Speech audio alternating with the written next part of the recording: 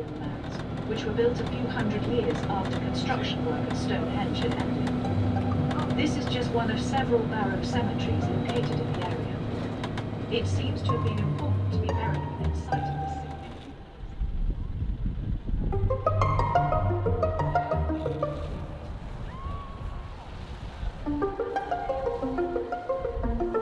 Un des points d'intérêt qu'on voulait absolument visiter ici en Angleterre, c'est, sans contredit, Stonehenge. On est là aujourd'hui, ce matin. Il fait pas très beau, par exemple. Il vente, il pleut, mais on en profite. C'est le genre de place où, justement, la météo n'a pas vraiment d'importance parce que le site est tellement majestueux et impressionnant. On est vraiment là pour admirer le travail qui a été fait il y a plus de 3000 ans ici sur place à Salisbury. La construction du site de Stonehenge a commencé environ 3000 ans avant Jésus-Christ.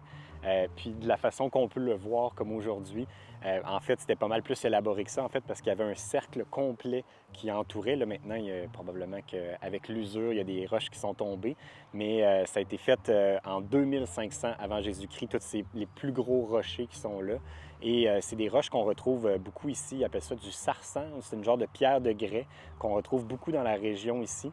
Puis ça prenait plus de 100 hommes pour réussir, à l'aide de cordes, d'arbres, pour comme un genre de système de poulie à tirer.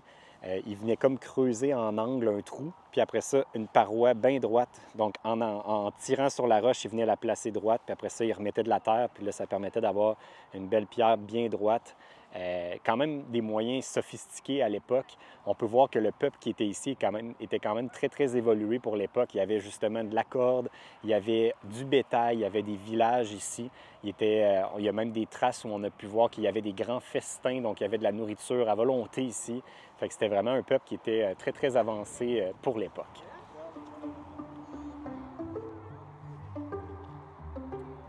Je dis comment ils ont fait ça, mais en fait, c'est l'explication la plus plausible que les scientifiques ont pu trouver parce que, bien sûr, il n'y a pas vraiment d'histoire qui a été écrite puis ça n'a pas été vraiment transmis avec les générations. Donc, on n'a pas vraiment la certitude que c'est comme ça, mais avec les moyens qu'il y avait à l'époque, on sait qu'il y avait de la corde grâce au cuir des animaux, grâce aux végétaux, on sait qu'ils étaient capables de faire de la corde, donc ça serait l'explication la plus plausible. Puis on sait que ça prendrait la force d'au moins 100 hommes pour être capable de redresser une pierre aussi grosse que ça. Ça paraît peut-être pas, mais ils sont vraiment immenses. La question que vous vous posez probablement tous et que je me posais aussi, c'est pourquoi se donner autant de mal pour faire un si gros monument que ça, si complexe à construire? Bien, c'est bien sûr pour des raisons spirituelles. Ils ont retrouvé, les archéologues font encore des recherches aujourd'hui pour tout expliquer ce qui s'est passé ici, mais assurément, ils ont retrouvé les restes humains de plus de 150 personnes qui auraient été enterrées autour. Donc, on peut croire que ça servait à des cérémonies, à des genres de funérailles. Puis, il y avait aussi une signification dans l'angle des pierres par rapport au solstice d'hiver et solstice d'été. Donc, c'était comme un peu un genre de calendrier en même temps avec l'angle des rayons du soleil le matin et le soir. J'aurais aimé ça le voir justement avec une belle journée, avec un beau lever de soleil ou coucher de soleil. Ça doit être vraiment magnifique ici. Mais on a un autre type de météo aujourd'hui.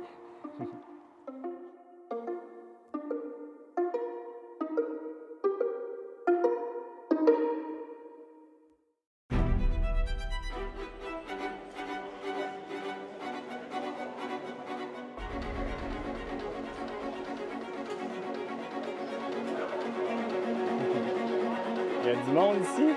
Après-midi, on est rendu à Bath. On a roulé 1 heure de temps pour se rendre ici. La route était quand même quelque chose. Puis on n'est pas tout seul à venir ici parce que la ville, elle s'appelle Bath, mais c'est pas pour rien, c'est parce qu'il y a des bains romains, des vrais baths. Puis là, c'est ça qu'on va aller visiter. C'est ça l'attraction principale de la ville ici.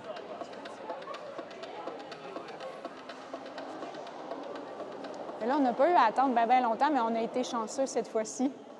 Ils vont nous joindre à un groupe déjà.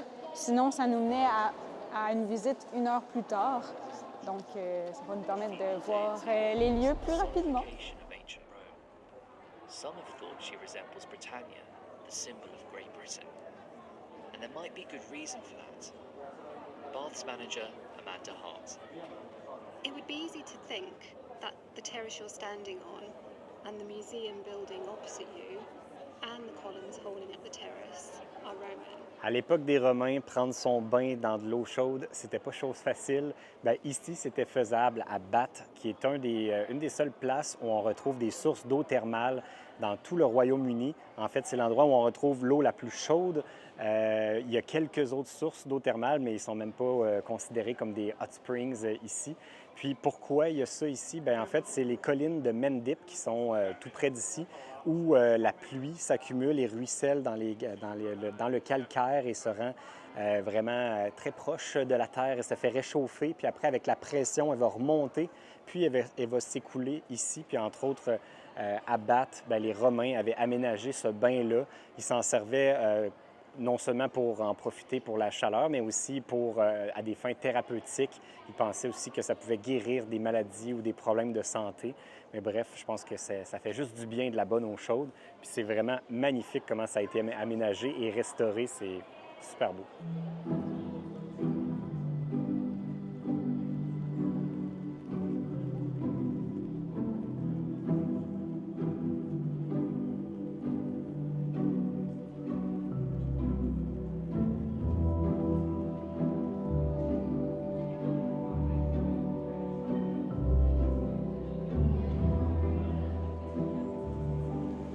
C'est assez tentant de vouloir toucher à l'eau, même de s'y baigner.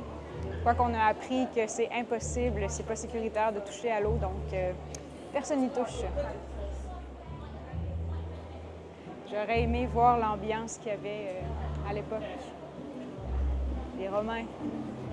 Dans notre audio guide, ça disait que l'ambiance était très festive ici, que ça pouvait être rempli de monde, que c'était très bruyant.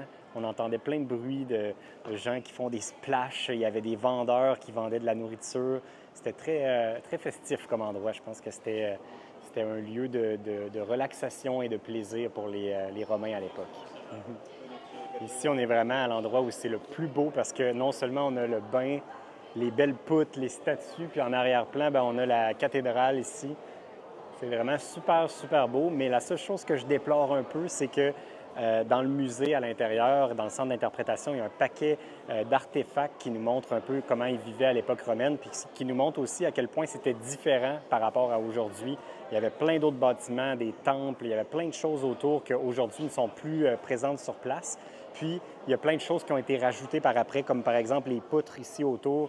Le deuxième étage, c'était pas là à l'époque. Avant, il y avait un toit au-dessus. Fait qu'on n'a pas vraiment la vraie expérience des Romains. Mais par contre, il faut comprendre que le bain et tout le système de drainage et toute l'ingéniosité derrière ça, ça venait des Romains.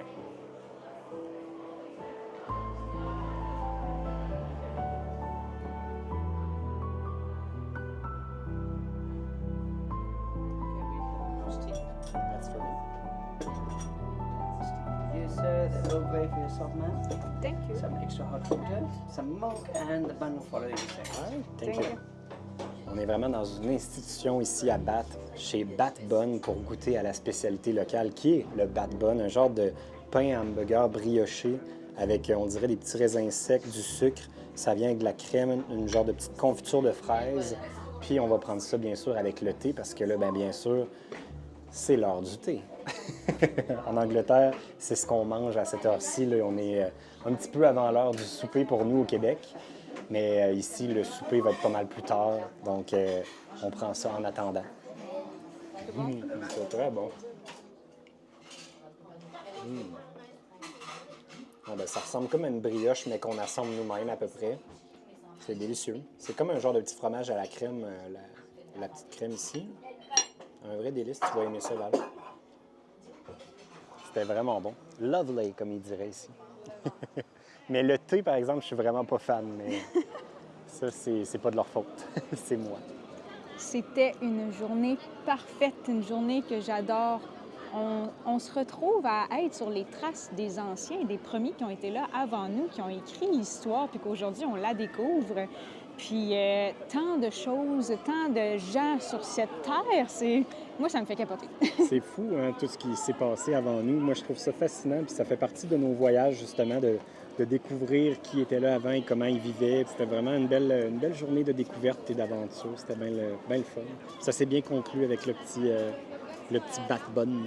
Oui. Parlant de bain, j'aurais bien aimé ça de voir, moi, dans le bain des Romains. Ah, ça aurait été tellement le fun. C'est le genre d'affaire que je regrette tellement de ne pas pouvoir faire. Je pense que si cette attraction-là était au Mexique, c'est clair qu'on aurait pu se baigner et Ouais. en profiter. Elle serait en fonction encore en date d'aujourd'hui. Ouais. Mais c'est ça qui, je trouve, qui manque. Ben, mais je sais que dans la ville de Bath, par contre, il y a plein de spas et c'est quand même beaucoup axé là-dessus. Fait que si on voulait vraiment prendre un bon bain, on pourrait si on voulait.